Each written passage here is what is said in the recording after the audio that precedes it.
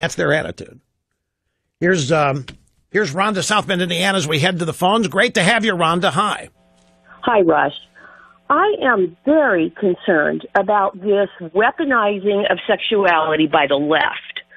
I'm sitting here watching the poisoning of our culture by something I'm starting to think of as toxic femininity. Only we're not allowed to say that sometimes women do hurt men. When women use their femininity, or I'm just going to say it, their sexuality to manipulate, to control, to subjugate men, that's wrong, and it's toxic. No, it's nature.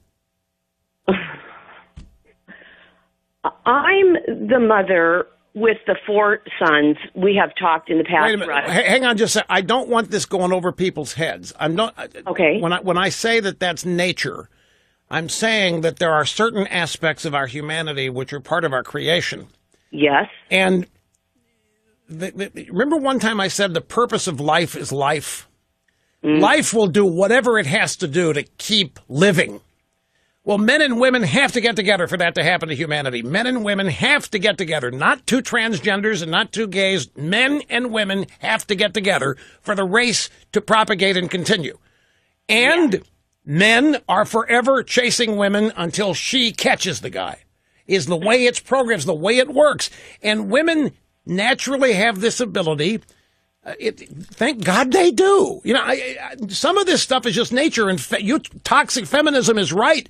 Toxic feminism has attempted to erase and write out some of what nature has created for the male-female relationship. Now, I'm not there. Bad women here, bad men over there. I mean, nobody is saintly and nobody's clean and pure as the wind-driven snow. But what the left is doing, toxic femininity is one thing. What they are doing, you're absolutely right in what they're doing in terms of destroying natural sexuality by claiming that all men in their natural state are abusers and predators. This is created. Have you noticed this, Rhonda? Have you noticed the hatred for men that some of these activist political women harbor? Oh, you're not kidding, Rush. I have the 4 boys. We have spoken in the past, and I have the husband. And I am sick of my men being shamed for simply being men. Good. Hang on. Do not hang up. I want to continue this with you. Okay. Do you have trouble being...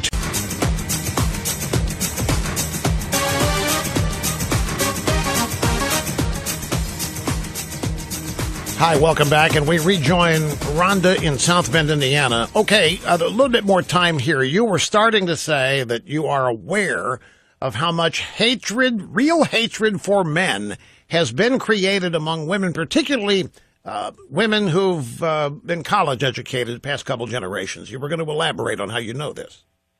Well, yes, I'm watching for one thing, my 3rd son is a political science student at a local university, and he's seen the whole liberal agenda playing out. But I am watching how my sons and my husband are being shamed for simply being men.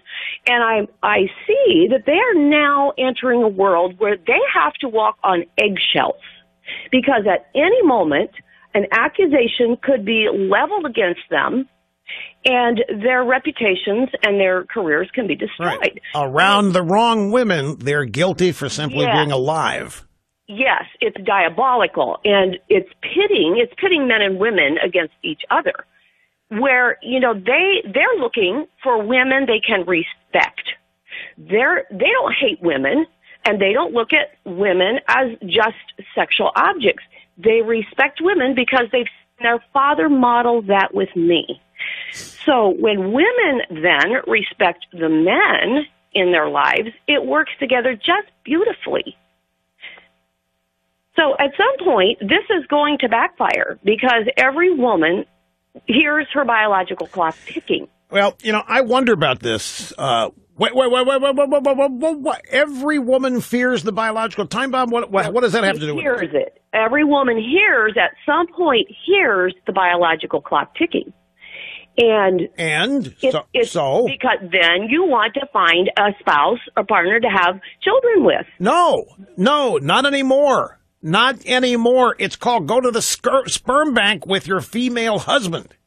It's called go to the sperm bank, find a way to have a kid or adopt. But no, young women are being so poisoned about what men are or can be that many of them are foregoing all of that, and they're resisting the tug of nature, because the tug of nature is going to pull them toward men, but they're trying to resist it because of what they've been taught, and so there are a lot of, look at this single parent female head of households that are burgeoning in a country right now, and that has such a detrimental effect to our country.